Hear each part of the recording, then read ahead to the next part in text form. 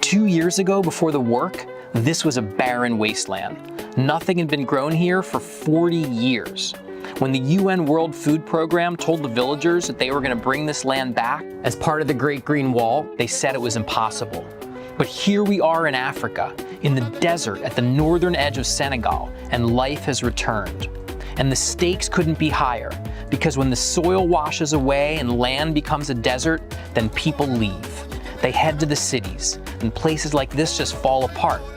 But thanks to the work of the villagers and the World Food Program, using techniques and systems that I'm going to tell you about in this video, the tides have changed, and natural wealth is growing back and growing the livelihoods of the people here.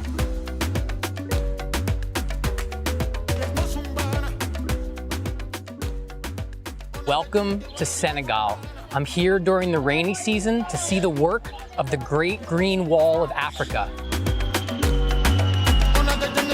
My wife and I, we started in Dakar, a city of about 4 million people. It's the biggest city in Senegal. It is the westernmost point of the entire continent of Africa. I met with the World Food Program there in Dakar to discuss our trip. So then we drove with the World Food Program. It was about a 7-hour drive through the Sahel. The ecosystem really changed a lot. In the southern part, the trees were larger, dispersed amongst the millet fields. As we drove north, the trees became smaller and smaller. This is late in the rainy season. This land is as green as it gets right now for the whole year. I've never seen this many grazing animals. The entire Sahel is like one big free-range pasture.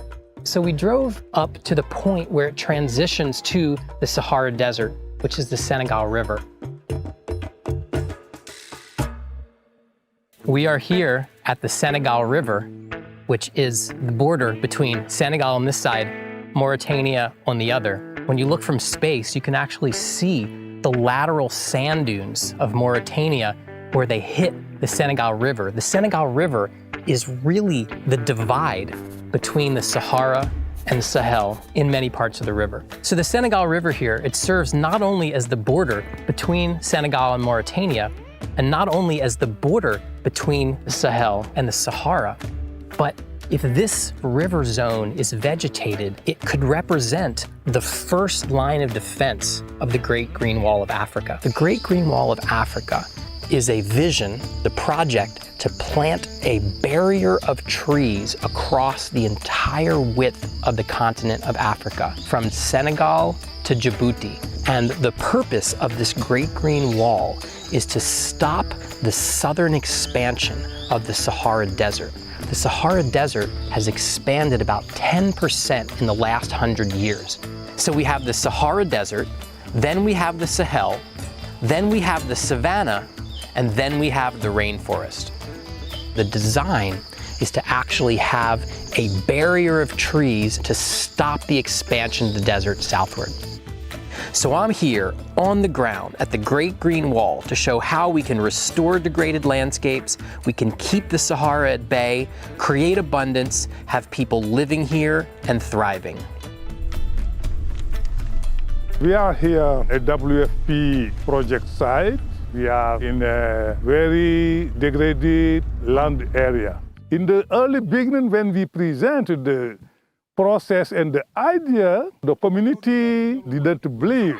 They said, no, this is not true. This is not feasible. We cannot recover this land. More than 40 years, we are here. Nothing is growing on this side. The process started with the community-based participatory planning. By the end of this process, it was agreed that one of the major action is the land reclamation or land recovery project. This is a sort of school. They come to learn how to improve land. The people believe and they are convinced and they are also committed. You can see. At WFP, we have planted and rehabilitated some 300,000 hectares of land over the past years.